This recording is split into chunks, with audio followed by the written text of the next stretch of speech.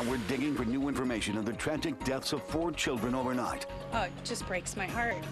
The latest clues on the cause of this fire, today at 5.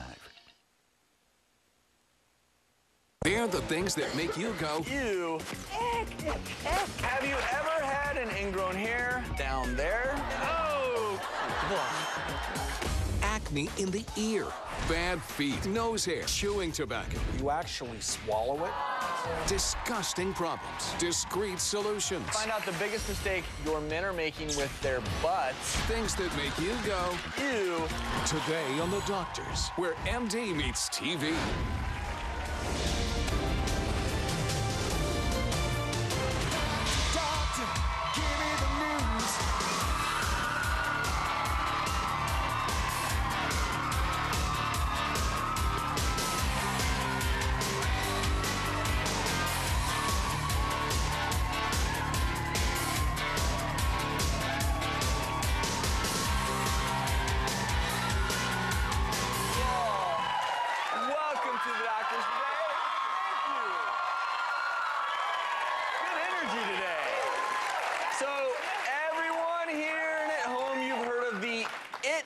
Well, today on The Doctors, we're talking about the ick factor. You know all those things that make you go, ew? Yuck. Ingrown hairs down there, ashy elbows, your dirty feet, and whether it's in your mate, maybe a total stranger, even yourself, a lot of stuff really does ick us out.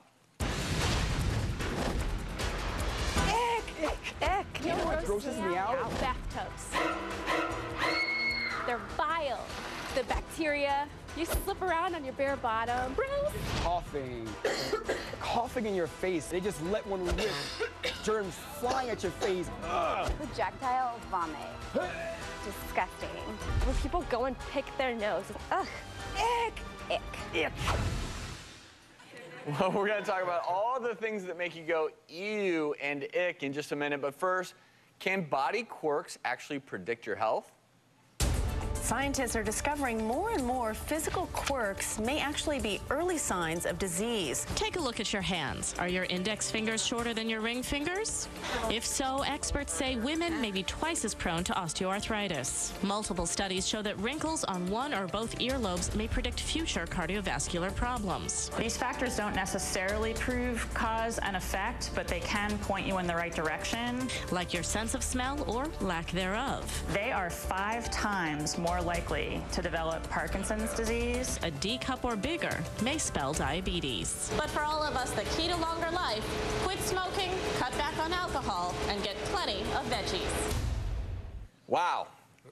Who in the world would think that the length of your finger could predict osteoarthritis? Well, yeah, look at me. Well, your index is shorter than your ring finger? I mean, it's shorter than, yeah, it is. I'm good to go. Natural to be a little shorter. Right.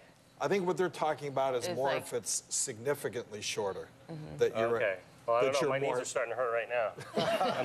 So I'm not normal? Because mine's definitely... Yours are shorter. Maybe it has to be a lot shorter then, huh? Right, but their ring finger's longer than their index. Mine are good. Well, it's hard to tell because I've got nails. It's kind of hard to tell. So clap your hands in the audience if you're a bad driver. I love the look on your face. Should I clap? Or not. So it may not be your fault because a study found that there's a particular gene variant and people who had it performed 20% less well on a driving test. Interestingly. Yeah. So this is a gene that controls a protein called brain-derived neurotrophic factor, which when you're driving, it may affect your memory in terms of where you're going. And it's genetic. And this is really interesting to me because it was independent. They even looked at, I think, siblings.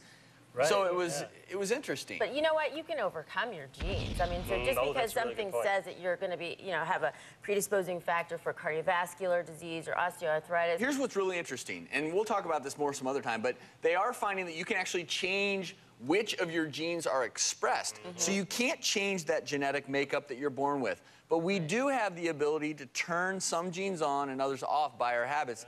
And hey, you know what? I never thought I'd say this, but maybe if you eat a healthier diet, it turns off that bad driving gene. There you go. Yeah. I'm going to stick with that. So our next topic is going to segue us into really the whole point of this show, which is the things that make you go, ew. So bathing maybe just once a week, healthy or ew?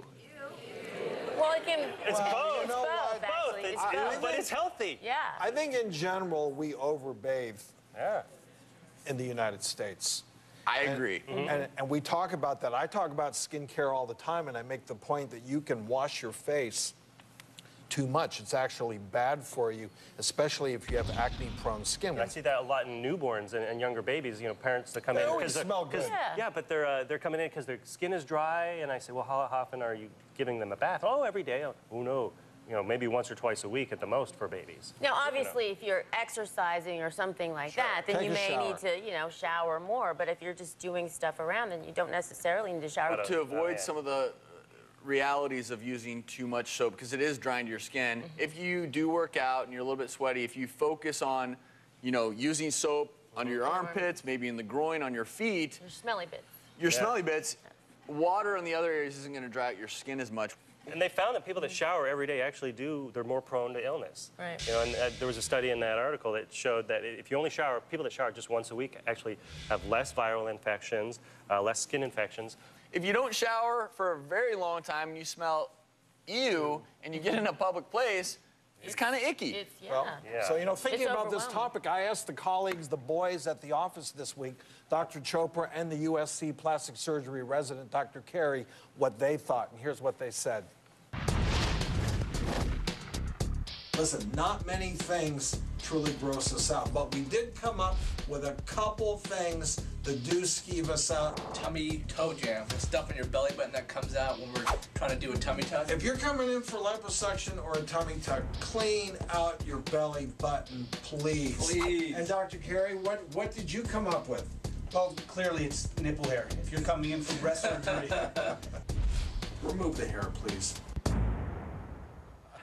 Oh, yeah. Oh, man. Yeah, you got it easy. harsh, yeah. I'm a pediatrician. I get pooped on, peed on, coughed on, drooled on, vomited on. I have to say that my biggest ick is when you go to the gym, and number one, the floors in the bathroom haven't been washed, and there's pubic hair, and people are walking around barefoot. They're going and, especially men will go to the urinal, and there's urine on the floor, and you can see their feet like sliding in it. Oh, come on. And then they're going and they're like putting their foot on the bench. And then you see the naked guy sit on the bench, and you get up, and then you see the butt mark from the sweat. I want to run home. Yeah. Come on, you got it. What icks you out? Well, you know, I mentioned that stuff. If it comes from a kid, I'm used to that. But any of those stuff flowing out of an adult, forget it.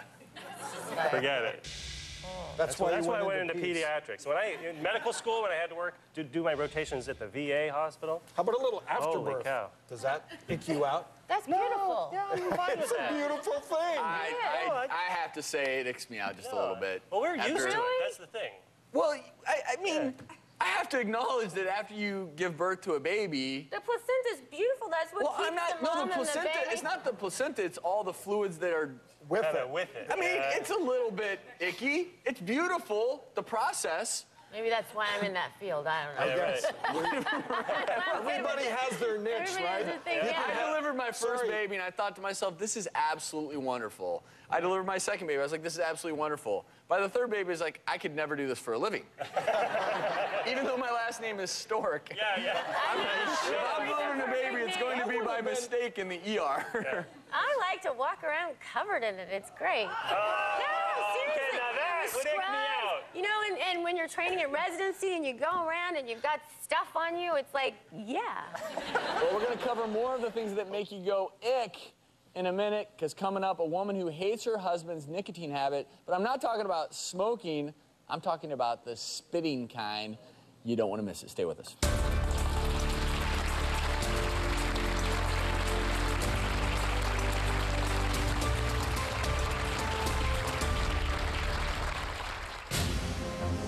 If I keep chewing, I'm going to most likely end up with mouth cancer or possibly die. And later. I've recommended this a lot. I've never actually tried it. Yeah, let me see. Oh, yes, ooh, yeah, that's pretty nasty. Go ahead. Make your May with a doctor's must-see month of medicine.